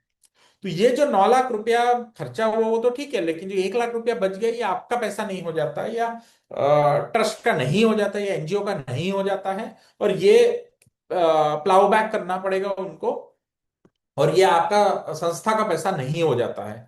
इसमें बस एक चीज मैं जरूर कहूंगा कि आपने सुना होगा कि सीएसआर में 5% का एक एडमिनिस्ट्रेटिव ओवरहेड होता है, यानी कि एडमिनिस्ट्रेटिव एक्सपेंस जो है वो 5% ही है।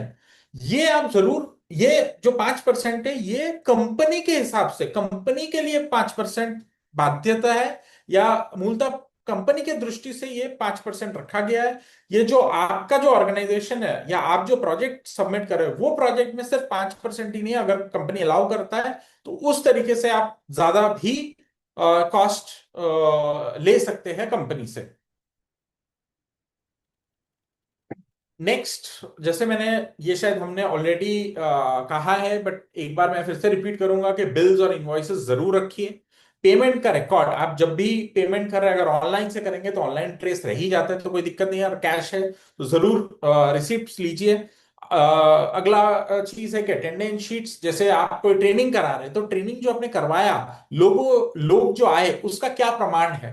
एक तो आप बोल सकते हैं कि मैंने फोटो खींचा है, लेकिन जब आप मान लीजिए कोई स्टैट्यूटरी अथॉरिटी या गवर्नमेंट के पास जाएंगे तो बहुत बार वो बोलते नहीं मेरे को साइंड अटेंडेंस शीट्स चाहिए, क्योंकि सरकार अभी भी उतना डेवलप नहीं हुआ। वो जिस तरीके से काम करता है, उनके लिए बहुत आसान है कि अच्छा आप एक, मान लीजिए आप 500 महिलाओं को एक ट्रेनिंग दे रहे हैं कोई, या स्किल डेवलपमेंट कर रहे हैं, तो उनसे जरूर आप हस्ताक्षर ले लीजिए या अंगूठा छाप भी ले लीजिए कि वो प्रेजेंट हुए थे और वो अटेंड किए थे। राइट, तो attendance sheets are very important from that perspective.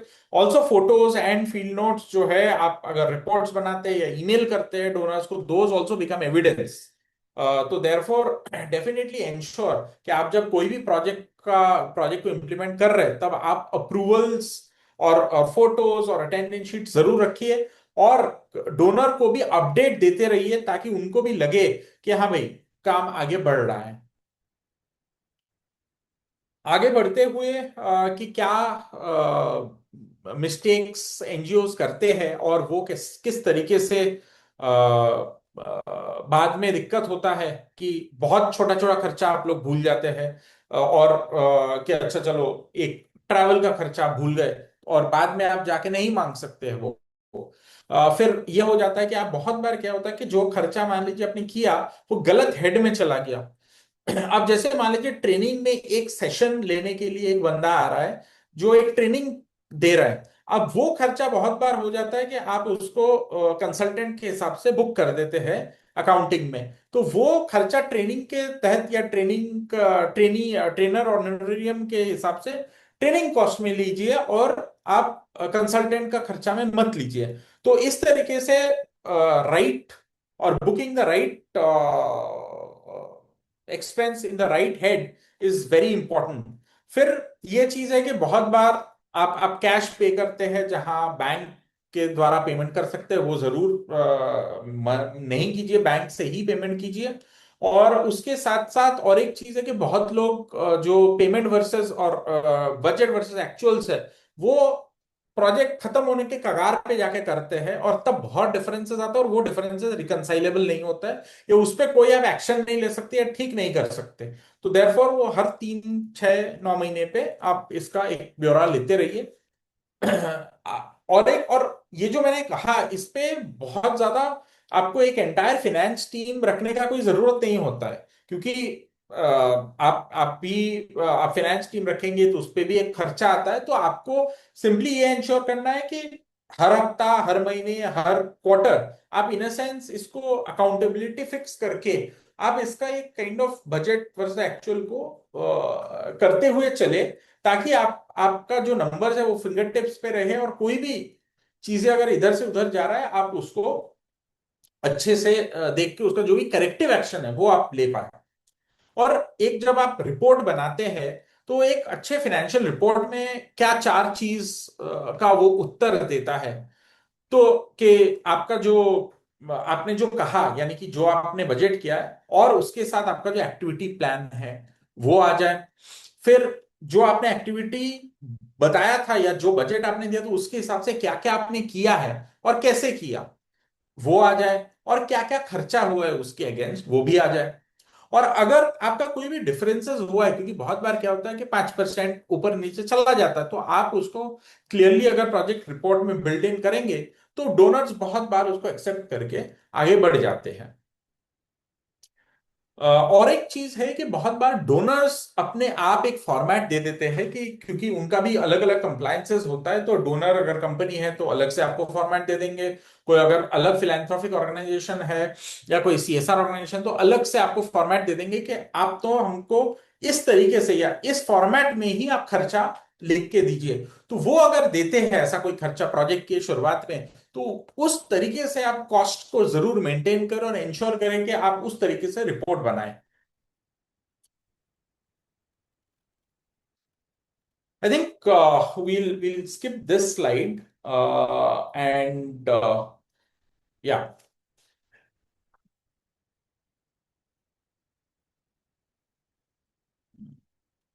yes.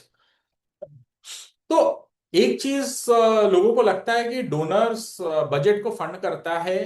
Donors कभी भी आपने बहुत अच्छे से फंड सॉरी बजट बना के दे दिया उसको फंड कर देंगे, ऐसा कोई बात नहीं है। वो ऑर्गेनाइजेशंस यानी कि जो संस्था है उसका विश्वसनीयता पे, उसका जो यानी कि डोनर का जो ट्रस्ट है आपके ऑर्गेनाइजेशन पे, उसके हिसाब से फंड करते हैं। लेकिन आपको वो विश्वास बरकरार रखने के लिए ये जो पूरा बजटिंग का एक्सरसाइज है, उसका रिपोर्टिंग का एक्सरसाइज है, वो आपको करके चलना चाहिए। Move to the next slide please.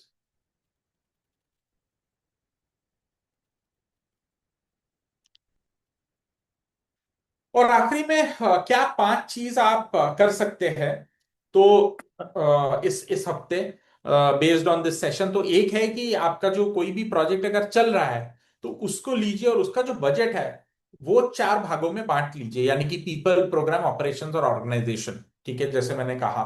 फिर आपका जो भी बजट लाइन आइटम्स है, यानी कि पीपल अगर है तो उसको आप क्वांटिटी, कॉस्ट और फ्रीक्वेंसी में बांट लीजिए। ठीक है। फिर आप एक टेम्पलेट बना लीजिए अपने खुद के एनजीओ में, उसको इनबिल्ट कर लीजिए, ताकि आप जो एक एक्सेल शीट, ताकि क्या आपका प्लान्ड एक्सपेंडिचर है, यानी कि क्या बजट आपने धार्य किया है और क्या एक्चुअल एक्सपेंडिचर हो रहा है, तो वो आप ट्रैक कर पाए। फिर एक आप ऐसे कर सकते हैं कि हर महीने में एक तारीख तय कर सकते हैं कि आप का फाइनेंस टीम के साथ या आपका जो भी लोग काम करते हैं उस प्रोजेक्ट में, प्लस ऑर्गेनाइजेशन में जो लोग काम करते हैं, तो आधा घंटा 1 घंटे के लिए आप काइंड ऑफ एक स्टॉक टेकिंग मीटिंग ले सकते हैं। और एक कर सकते हैं कि आपका जो ये महीने हैं तो उससे हम शुरू कर सकते हैं ये पूरा जो एक्सरसाइज है स्टॉक टेकिंग का, तो वो आप चालू कर सकते हैं। और अंत में एक ही चीज बताना है कि अच्छा फाइनेंशियल मैनेजमेंट का ये मतलब नहीं है कि आप बहुत कॉम्प्लिकेटेड अकाउंटिंग करें, बहुत कॉम्प्लिकेटेड रिपोर्ट्स बनाएं।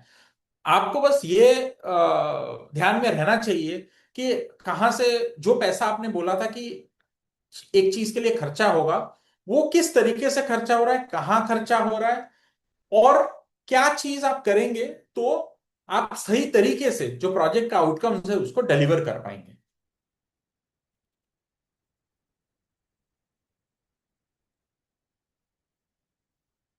आई थिंक इफ देयर आर कुछ अगर सवाल है तो पूछ सकते हैं।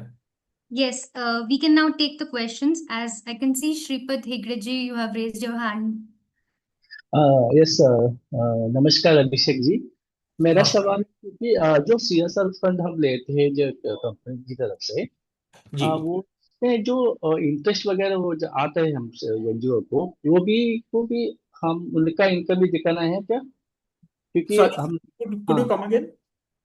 जो suppose we are taking one CR fund from CSR company, हाँ, एंड तो राइट, इंटरेस्ट आता है ना जो फंड हम रिसीव करते हैं, राइट। तो इंटरेस्ट इंटरेस्ट में भी फंडिंग जैसे दिखाना चाहिए क्या हम लोगों को? क्योंकि हमको ये बार बार क्वेश्चन आ रहा है इसलिए। इंटरेस्ट क्या करना चाहिए? इंटरेस्ट को आप funding funding as a consideration funding of the company, अच्छा, क्योंकि ओके ओके। सो देखिए, इस बारे में ना हर ऑर्गेनाइजेशन का अलग अलग तरीका रहता है। तो बहुत लोग आपको कहेंगे कि जो इंटरेस्ट है आप उसको प्रोजेक्ट का जो फंडिंग है उसमें ऐड कर लीजिए। तो जैसे मान लीजिए आपने जैसे कहा कि 1 करोड़ का आपको फंडिंग मिला, ठीक है। अब एक अच्छा पहला बात तो ये है कि अगर आप यूजुअली CSR ले रहे हैं तो शायद आपको माइलस्टोन बेस्ड पेमेंट मिलेगा। तो हो सकता है कि 50 लाख आपको एडवांस दे देगा और बाकी 50 या 25 लाख एडवांस दे देगा और बोलेंगे कि अच्छा ये 3 काम कर दीजिए, उसके बाद मैं बाकी 25 लाख देने वाला हूं, उसके बाद 25 और उसके बाद 25। तो इस तरीके से एक तो बाइफरकेशन रहता है। तो बहुत बार आपका जो इंटरेस्ट होता है वो माइनर इंटरेस्ट हो जाता है, ठीक है। और कई कई बार ये हो जाता है कि एक मेजर इंटरेस्ट के नहीं, आपको मान लीजिए आपने 2 करोड़ का प्रोजेक्ट सबमिट किया, 1 करोड़ आपको दे दिया। अब वो 1 करोड़ में शायद हो सकता है कि पहला 1-2 महीने में आपको भी पता है कि 10 या 15 लाख ही खर्चा होने वाला है, तो आपने FD कर लिया, ठीक है। तो वो आप ये हो सकता, अब ये डिपेंड करेगा कि ऑर्गेनाइजेशन आपको क्या कह रहा है। क्योंकि बहुत बार ये ऑर्गेनाइजेशन बोलेंगे कि अच्छा मैंने अगर 1 करोड़ दिया है, 1 करोड़ के साथ साथ आपका अगर इंटरेस्ट इनकम मान लीजिए लगभग 6% के हिसाब से 6 लाख हुआ, ठीक है। तो वो 6 लाख आप ये कंसिडर करेंगे कि मैं 1 करोड़ 6 लाख रुपया दिया हूं आपको। नहीं, एक्चुअली हमको ये प्रॉब्लम आ रहा था क्योंकि वो लोग पूछ रहा था और इंटरेस्ट को भी ऐड करना है, जो हमने जो फंड अलॉट किया है हाँ साथ साथ इंटरेस्ट को भी ऐड करके total fund receive like this, हाँ बिकॉज हाँ, we had. That is what I am saying, right. तो वो ऑर्गेनाइजेशन, और फर्स्ट ऑफ ऑल जो डोनर टू डोनर डिपेंड करता है, नंबर वन। अच्छा, ओके ओके। हाँ हाँ, number two is as you are rightly said that बहुत डोनर्स वही कहते हैं कि मैंने अगर आपको 1 करोड़ दिया और आपका जो हम्म इंटरेस्ट आ रहा है वो 6 लाख है मान लीजिए, ठीक है। हम्म तो वो डोनर ऐसे मानेंगे कि मैंने 1 करोड़ नहीं, 1 करोड़ 6 लाख रुपया दिया है आपको।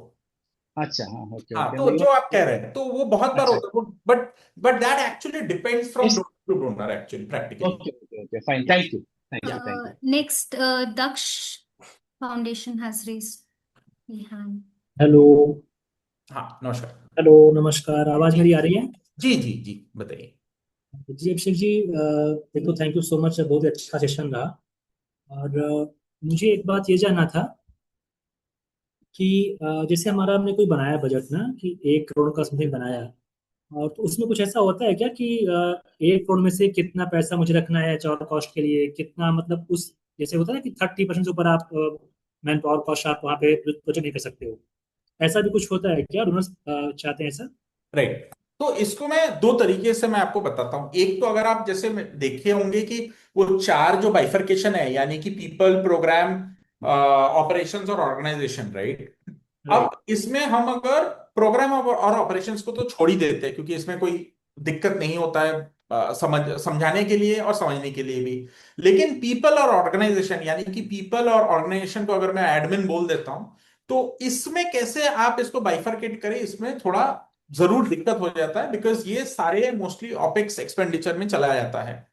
तो इसमें एक तो होता है कि हर डोनर का अलग अलग पॉलिसीज होता है, ठीक है।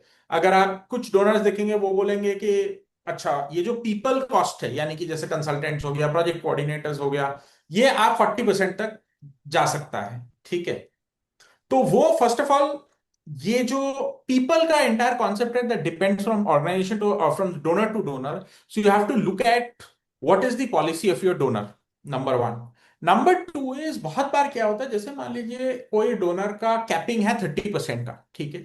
लेकिन आपका आपने जो प्रोजेक्ट बनाया है उसमें शायद आपका वो 40-45% जा रहा है और किसी तरीके से आप उसको नीचे नहीं लेके आ सकते। तो आपको क्या करना पड़ेगा, वो उसको किसी ना किसी तरीके से ऑपरेशनल और प्रोग्राम एक्सपेंडिचर जो है ना उसमें आप उसको बिल्ड इन कर दीजिए। ठीक है सर। एक सवाल मेरा और था कि अ, जब भी हम डोनेशंस लेते हैं, मतलब सपोज कि डोनेशन लिया हमने, जी और उसको कभी कभी होता है कि हमें कैश पेमेंट करना पड़ता है, तो कभी कभी ऐसा मैंने देखा है कि कुछ मतलब bad practice I don't know, कि डोनेशन लेने के चक्कर में लोग किसी सीए फर्म के पास जाते हैं और वो बोलते हैं कि मेरा जो आपका बैलेंस शीट उसको बढ़ा के बना दो। ऐसा कुछ होता है क्या अर्ली स्टेज एनजीओज के लिए? और अगर वो करते हैं तो क्या वो एथिकली कितना सही है, और कितना उसमें एक ऑर्गेनाइजेशन पे होता है क्वेश्चन मार्क? थोड़ा आप फिर से एक बार बताएंगे, ये मेरे को सवाल समझ में नहीं आया, एक बार फिर से जैसे हम बताएं। लोग हम लोग बिल्कुल नए ऑर्गेनाइजेशन हैं, और राइट मैंने एक सीए से बात किया तो सीए ने राइट बोला कि आपको अगर प्रोजेक्ट लगाने हैं हाँ तो अगर सपोज हो कि आपका बैलेंस शीट 1 लाख रुपए का है इस साल का, हाँ हाँ तो आपको जो प्रोजेक्ट मिलेगा वो मतलब 2 लाख 3 लाख मैक्सिमम, इसके ऊपर मिलेगा ही नहीं। राइट ऐसा सजेस्ट एग्जैक्टली किया कि आपका यस जो लास्ट कितना रहा है। उस राइट स्टेज उसने कहा कि हम ये काम कर सकते हैं कि आपका जो बैलेंस है उसको बढ़ा के बना देंगे, मतलब आप बना देंगे 10 लाख के आसपास। हाँ तो हाँ उस ऐसा होता है क्या, ऐसा फिजिबली होता है क्या, मतलब ये ओके अकाउंटिंग सो प्रोसीजर से? इसका again there is no like one kind of single answer to this. तो क्या होता है इसमें दो तीन चीजें होता है। अगर आप जैसे मान लीजिए जैसे मैंने कहा कि एक आपका जो प्रोजेक्ट्स है वो यूजुअली डोनर ये बजट या फिनेंशियल्स देख के बहुत बार नहीं देते। बहुत बार अगर उनको लगता है कि आप में पोटेंशियल है या आपका ऑर्गेनाइजेशन में पोटेंशियल है तो वो देख के भी ही देते हैं, राइट। तो देयरफॉर अगर उस कैटेगरी का प्रोजेक्ट्स है जहां आपका जो डोनर है उनके साथ रिलेशन अच्छा हो उसके हिसाब से वो दे रहे हैं, तब तो कोई उसमें अड़चन नहीं आता है जब तक आपके पास CSR 1 है, 12A है, 80G है, राइट। ऐसा कहीं भी कोई भी जगह ये नहीं कहा हुआ है कि आपको आपका इतना रुपया का अगर आपने प्रोजेक्ट्स किया हुआ है इतना आपका डोनेशंस है तो ही आपको इतना रुपया का डोनेशन मिलेगा। पहला बात तो लीगली कोई चीज नहीं है, दिक्कत नहीं है। लेकिन बहुत बार जो डोनर्स होते हैं उनका इंटरनल ये गाइडलाइंस रहता है कि अगर आपने मान लीजिए 10 लाख का आपका पिछले साल का या average donations over the last 3 years, usually 3 साल का एवरेज ले लेते हैं। अगर नया ऑर्गेनाइजेशन है तो वो हो सकता है 1 साल का देखे। तो हम अगर 10 लाख है तो हम लोग इनको 5 लाख ही फंड करेंगे या 50% of the biggest project that they have done. ठीक है, तो ये बहुत बार एप्लीकेबल होता है बट ये कोई रूल नहीं है या कोई लॉ नहीं है। Sure. Uh, okay, okay, thank you. I hope both your questions are answered. So we have two more people Sure. raising their hand. So Yes. we'll try to answer them in short. Sure. Satyakant ji, yes yes. Good afternoon, good evening all. Abhishek ji, ये जो जानकारी आपने दी काफी अच्छा लगा। एक चीज मुझे जीएसटी के ऊपर बात करनी है। जी। जैसे आपने कहा सर, और हम भी फेस करते हैं ये, जैसे कोई चाहे इंफ्रास्ट्रक्चर डेवलपमेंट प्रोजेक्ट हो या हम हम्म, जब परचेस करते हैं तो हम जीएसटी पे करते हैं। बट जी। फॉर एन एनजीओ और सीएसआर, तो उनका पास, जिसके पास जीएसटी नहीं होता है, हम तो हम्म, जीएसटी पे करते हैं बट रिटर्न नहीं होता है।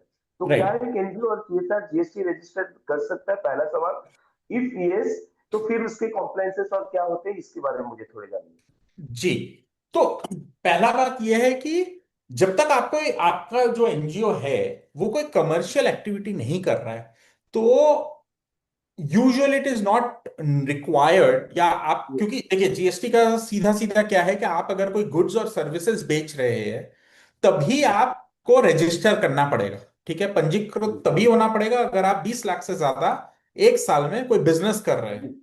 जी। लेकिन कोई भी एनजीओ अगर है वो बिजनेस तो नहीं कर रहा है, उनको मिल रहा है correct grants, right. Correct. Grants के ऊपर जीएसटी का कोई कॉन्सेप्ट ही नहीं है। लेकिन यानी therefore to answer it in short, you are not required to register as GST और to get a GST registration at all. लेकिन आप जब खर्चा कर रहे हैं, राइट, तब आप वो जो खर्चा हो रहा है उसमें बहुत जगह आपको जीएसटी देखने को मिलेगा, राइट। आप अगर कोई कंसल्टेंट को पे कर रहे हैं उनके उनका उधर जीएसटी, आप मान लीजिए आपने एक सिलाई मशीन खरीदा उसमें भी जीएसटी है। जी ठीक है, तो हर एक चीज में जीएसटी देखने को मिलेगा। तो लेकिन आप क्योंकि फाइनल एक्सपेंडिचर है ये, और जीएसटी का वही नेचर भी है कि द फाइनल जो कंज्यूम कर रहा है, यानी कि जैसे मान लीजिए इन अ सेंस जब आपको ग्रांट दिया गया है तो आप अगर सिलाई मशीन खरीदे हैं और वो सिलाई मशीन आप कोई बेनिफिशियरी को दे रहे हैं वो फाइनल एक्सपेंडिचर हो गया, राइट। तो जी वो क्योंकि फाइनल एक्सपेंडिचर है तो वो जीएसटी आपको इनबिल्ट आपको करना पड़ेगा। और आप जो इनपुट टैक्स क्रेडिट होता है जीएसटी का वो आप क्लेम नहीं कर सकते, राइट। करेक्ट। हाँ, सो देयरफॉर जीएसटी में आपको रजिस्ट्रेशन करने का कोई बाध्यता नहीं है, नंबर वन।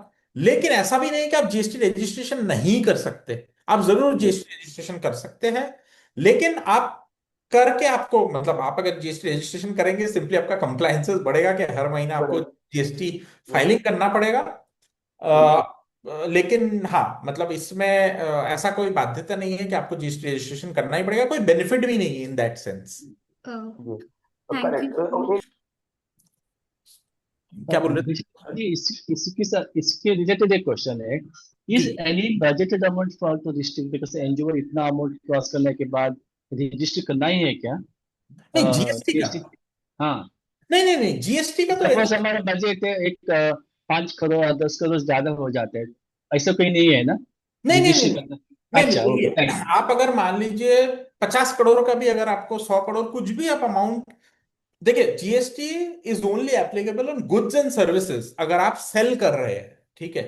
नो, मतलब इसका मतलब है हम सर्विस देते हैं ना, जब हम जो 10 करोड़ 20 करोड़ पर हो जाते हैं तब हम क्या करते हैं, जो अपॉइंटमेंट करते हैं कुछ लोगों को, हम्म।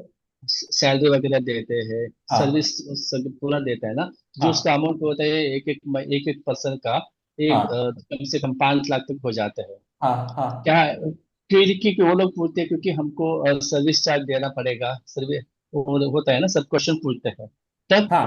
इससे कोई रिस्ट्रिक्शन नहीं है ना, क्योंकि हमको रजिस्टर करना ही है। नहीं नहीं नहीं, इज एनी जीएसटी का तो एकदम आप, हाँ सर। इज एनी डॉक्यूमेंट है क्या, क्योंकि और ऑफिशियल डॉक्यूमेंट ऐसे एनजीओ लोग रजिस्टर नहीं करना चाहिए, ऐसा कोई नहीं अ, देखिए, जीएसटी का अगर आप रजिस्ट्रेशन का, आप जो जीएसटी लॉ है, रजिस्ट्रेशन का जो सेक्शन है उसमें क्लियरली बोला हुआ है कि आप अगर if you cross the annual aggregate turnover, ठीक है, आप टर्नओवर का मतलब ही तब आता है अगर आप बिजनेस कर रहे हैं, ठीक है। Usually in practice what happens is, आप अगर कोई भी डोनर एजेंसी को, आपको एक डिक्लेरेशन देना पड़ता है कि हम लोग ने, क्योंकि हम एक एनजीओ है या नॉन प्रॉफिट ऑर्गेनाइजेशन है, रजिस्टर्ड एज से सेक्शन 8 कंपनी और a trust, we are a charitable trust and we have not crossed the threshold of 20 lakhs of goods and services provided in a particular year. तो ये वो किससे किससे लेना है ऑडिटर से? सॉरी, वो सर्टिफिकेट किससे लेना है हमको? नहीं वो सर्टिफिकेट, वो सेल्फ डिक्लेरेशन होता है। सेल्फ डिक्लेरेशन, हम अच्छा अच्छा हाँ समझ गए हाँ। हम, अच्छा अच्छा, बहुत बार, थैंक यू। देखिए सेल्फ डिक्लेरेशन से भी काम हो जाता है, बहुत बार donor agencies for like for their own documentation they say that भाई आप सीए से लिखवा के दे दीजिए, ये बहुत बार होता ओके, है, ठीक है। Okay, thank you so much, हाँ थैंक यू। इससे रिलेटेड एक मेरा सवाल है सर। जी। सपोज कोई एनजीओ आर्ट एंड कल्चर या ऐसे कोई जो सरप्लस जनरेटेड प्रोजेक्ट है for the sustainability of that particular project. तो हम्म जैसे आर्ट कल्चर में रिवाइवल ऑफ आर्ट्स है, आर्टिजन का रिवाइवल हुआ, फिर आर्टिजन से आर्ट से कोई प्रोडक्ट बाई प्रोडक्ट बने, और हम्म उसको अगर वो सेल करते for their sustainability, I mean sale means suppose वो कम्युनिटी लेवल में उसको या फिर उसका एक्सपोजर करके उसका सोचिए सेल करते सपोज। तो राइट उस समय जब सेल करेंगे that surplus will come, okay, and that surplus is obviously it's a non-profit organization, so it's again used to the same project or community welfare, right? So right. is there necessary there is some limit for the कि इतना ही आप surplus रख सकते हैं, या फिर उस पे अगर जैसे कोई अगर हम सेल करें, suppose someone asking about the GST bill, so in that हाँ cases what to do? Uh, हाँ I hope you Excuse me, getting my point. I'm really sorry to stop you in between, but we also have other questions from Anjali and Udit Narayan ji. So I would like to ask them their Just questions as well. So one we second, can man. answer all the questions together. Yeah. Right right. Anjali ji, you can speak, and then Udit ji. Hi Abhishek. या Actually, question was is basically we have getting any budget, तो एक certain amount रहता है, जैसे आप start करोगे 15 लाख से 35 लाख, ठीक है, ये हमारे प्रोजेक्ट का बजट मिलता है। बट हम ऐसा कौन सा बजट चूज करें जो कि उनके क्राइटेरिया को भी फुलफिल करे, और जो भी हमारे प्रोजेक्ट के ट्रेनिंग, बिकॉज द ट्रेनिंग और जो भी बजट जो प्रोजेक्ट चलता है वो 1 ईयर का चलता है, 2 ईयर्स का चलता है। राइट तो बेसिकली इन केस जो हमारे कोई स्टाफ्स रहते हैं जो कि छोड़ देते हैं, देन हमें उनकी बिहार में किन्हीं अदर को हायरिंग करना पड़ता है। But the right. Problem is that कि पहले हम जिनको रखे हैं उनको 25 में रखे हैं, बट नेक्स्ट हम हायर वो इमीडिएट चाहिए, बट उस समय वहां पे क्राइटेरिया मेरा फुलफिल नहीं हो रहा है उनका, तो मेरे को उनको ज्यादा में रखना पड़ता है। तो राइट इस हिसाब से जो भी हमारा पीपल का जो भी ट्रेनिंग का या फिर सैलरी का जो कॉस्ट होता है वो हमारा बढ़ जाता है। तो राइट। उससे हाँ राइट। तो उसी हिसाब से पहले जो हमने बजट वो उनको दिया है, उस बजट का फिर बाद में हमारा मिसमैच होता है, तो फिर ये जो ऑडिट के टाइम पे होता है तो वहां पे प्रॉब्लम्स आती है। तो एग्जैक्ट। उसको कैसे हम उसको वो करें। Sure. Udit ji, you can also keep your question. नमस्ते। नमस्ते अ, जी। मेरा क्वेश्चन सर ये है, जैसे कुछ कंपनियां तो फंड देते ही जैसे ट्रांसफर करती है तो टीडीएस काट के पेमेंट करती है, जैसे हाँ ओएनजीसी है, गेल है, जी लेकिन कुछ कंपनियां डायरेक्ट टोटल फंड जो है वो ट्रांसफर कर देती हैं। जी तो जिसमें उन्होंने काटा है उसमें हमें नहीं काटना चाहिए ना, उसमें तो हमें टीडीएस नहीं काटना है। नहीं नहीं, मैं बता देता हूँ आपको। यही यही सवाल है आपको, आपका और कोई नहीं, सवाल? एक सवाल और है। जी। दूसरा ये है कि जैसे सीए से जो हम लोग ऑडिट कराते हैं, तो हाँ जी ऑडिट वो 0.5% चार्ज करते हैं प्रत्येक यूसी या जी एनुअल ऑडिट में। जी। लेकिन वो हमें खर्चे हमारा ऑडिट में मेंशन नहीं करते हैं और इसकी रसीद नहीं देते, बोले दिक्कत होती है हमको। तो उसको हम कैसे उसको मेंटेन करें या क्या उनको करें, क्या प्रॉब्लम? जी जी। ठीक है। Also, we had one question in the chat box. Can we take the bill on letterhead? So these are the final questions. After this, we Got can it. TDS move. deducted on grants, CS certificate, and sorry, Shristi, what was the last question? Could you come The again? last was from Sandeep ji. Can we take the bill on letterhead? हाँ, right. A bill on letterhead. Sure, I was basically just noting down the questions. So I think Sachikanta ji asked me on GST on sale of goods and services and plowing back, right?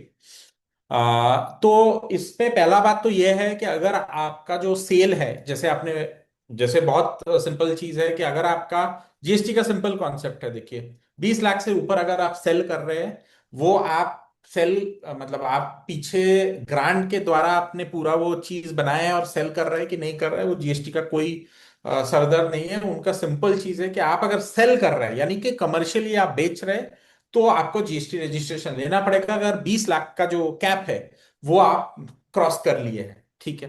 तो this is one, right? Next thing is of ploughing back. तो of course the ploughing back happens because आपका जो भी उसमें profit हो रहा है वो आपको प्लाउ बैक करना है।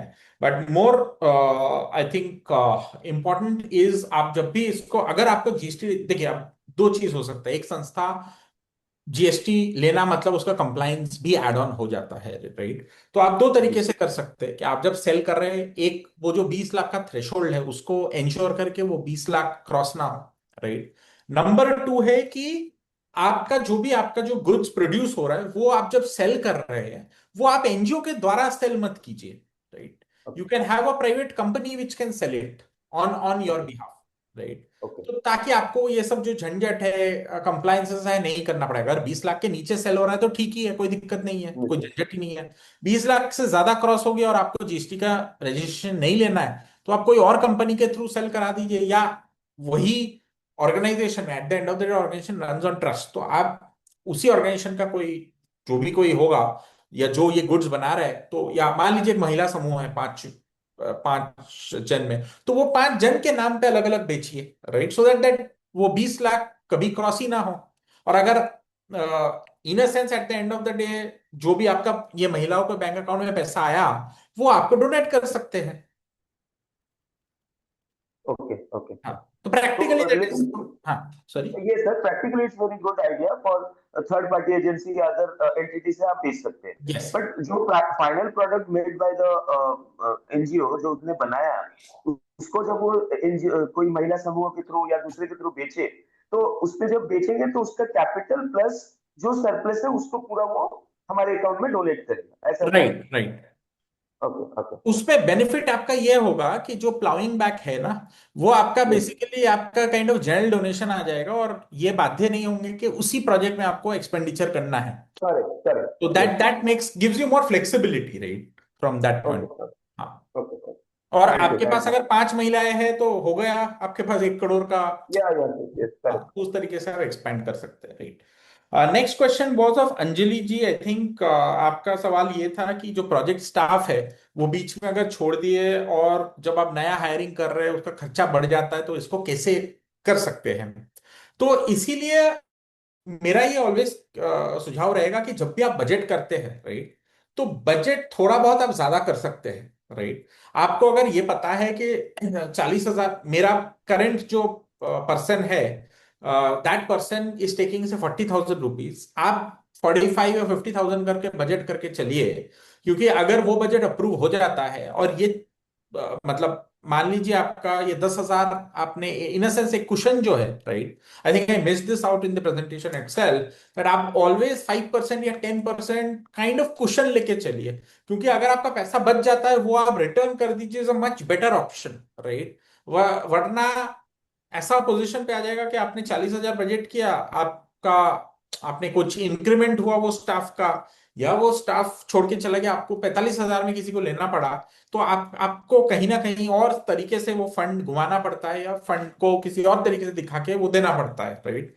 उससे बेहतर ये है कि आप जरूर फंड, मतलब जब भी आप बजट कर रहे हैं हर हेड में, अगर वो डायनेमिक, मतलब जैसे सिलाई मशीन है उसमें आप 5% एक्स्ट्रा मत कीजिए, लेकिन अगर प्रोजेक्ट स्टाफ है, यूजुअली पीपल वाला जो मैंने कंपोनेंट बताया है, राइट, पीपल वाला कंपोनेंट में थोड़ा आप ज्यादा बजट करके चल सकते हैं, क्योंकि ये डायनेमिक होता है और ऊपर नीचे जरूर होता है। Yes. यही सवाल था आपका, अंजलि जी? जी जी जी जी, जी, thank you Abhishek ji. Thank you, thank you. अब आते हैं उदित जी के सवाल पे कि टीडीएस डिडक्ट होता है ग्रांट्स पे और सीए का सर्टिफिकेट और यूसी रिलेटेड, राइट। तो पहला बात ये है कि जो टीडीएस डिडक्टेड होता है ग्रांट्स पे, पहला बात ये है कि ये गलत है, नंबर 1, राइट। और कुछ कुछ ऑर्गेनाइजेशंस ये तब भी गलत प्रैक्टिस चलाए जाते हैं। उसका सिंपल एक ही रीजन है कि उनको लगता है कि कल अगर टैक्स कुछ भी मेरे को बोला, मैं तो ये बोल सकता हूँ कि मैंने तो 1% काट लिया या 2% काट लिया, मेरा काम तो हो गया, राइट। वो एकदम गलत ट्रीटमेंट है, क्योंकि TDS is only on payment for commercial purposes, right, not on payment for grants. आपको जो भी पैसा मिलता है एक डोनर एजेंसी से, हाँ, अगर आपने कोई कमर्शियल प्रोजेक्ट के हिसाब से उठाया है, राइट, तब तो आपको टीडीएस काटना चाहिए। लेकिन अगर वो आपका ग्रांट है, यानी कि एक सीएसआर प्रोजेक्ट है, या आपने properly, if it is like a not for profit organisation which is taking a grant, उसमें टीडीएस डिडक्ट करने का कोई आवश्यकता ही नहीं है। लॉ में भी कहीं नहीं लिखा हुआ है कि आपको डिडक्ट करना चाहिए, ठीक है। तो ये गलत प्रैक्टिस है, बट ये प्रैक्टिस इसलिए चालू है क्योंकि वो लोग समझते हैं कि भाई मैं तो मेरा चीज बचा लूं ना, कि 1% या 2% काट के दे रहा हूं, तो कल कोई सवाल उठाएगा तो मैं तो बोल दूंगा सर मैंने तो 2% डिडक्ट करके किया है। तो इसीलिए करते, ये गलत है। Next coming to CA certificate, Udit ji आपने जो सीए सर्टिफिकेट का कहा, ये सही बात है कि जब 0.5% होता है और ये सब होता है तो वो यूटिलाइजेशन के लिए मना करते हैं कि आपको, तो उनको आप ऑलवेज ये बताइए कि आप भले डायरेक्टली बिल आपका सीए फर्म से मत दीजिए, लेकिन आप कुछ और तरीके से रिपोर्टिंग पर्पस से, या project management report preparation charges, और ऐसा कोई और हेड में इसको इंक्लूड करके आपको कोई और ऑर्गेनाइजेशन से बिल दे दे, राइट, ताकि वो बिल आप जरूर डोनर को फर्निश भी कर पाएंगे और वो बहुत इजीली क्लियर भी हो जाएगा। हो सकता है कि आपने वो जो पूरा प्रोजेक्ट है, सब कुछ जो मैनेजमेंट रिपोर्ट है वो आपने इंटरनली बनाया होगा, राइट, बट क्योंकि आपका सीए बिल नहीं दे रहा है उनका डायरेक्टली उनका फर्म से, तो आप इसको इस तरीके से स्ट्रक्चर कर सकते हैं कि आप उनको बताइए कि project management charges, project consultancy charges के नाम से आपको बिल देने के लिए जो भी अमाउंट का होगा, और वो बिल आप प्रोजेक्ट मैनेजमेंट या प्रोग्राम इम्प्लीमेंटेशन के तहत आप डाल दीजिए। Thank you so much, Abhishek ji, for an insightful and practical session on our topic. Thank you once again for sharing your valuable insights and experience with us. And I hope everybody's question was answered. If not, they can drop us an email. Once again, thank you to our esteemed guests and all the participants for joining us for your active participation in the session. We look forward to seeing you in our next session scheduled for 3rd weeks of September on topic Measure What Matters, Building Strong M&E Systems. Stay tuned for the session details. We look forward to your continued participation. You can join our WhatsApp group. और इस session का video आपको हमारे YouTube channel पे मिल जाएगा, जिसका link मैंने already chat box में दे दिया है। और ये जो पीपीटी है ये आपको इसी 24 घंटे में आपके ईमेल पे मिलेगी जिससे आपने रजिस्टर किया था। So thank you so much everyone. You can drop us the mail on the email ID I have shared in the chat box. Thank you so much, Shashti, for such a wonderful Thank program. you. Thank you so much. Thank you so much, Rishmi ji and all team. Thank you.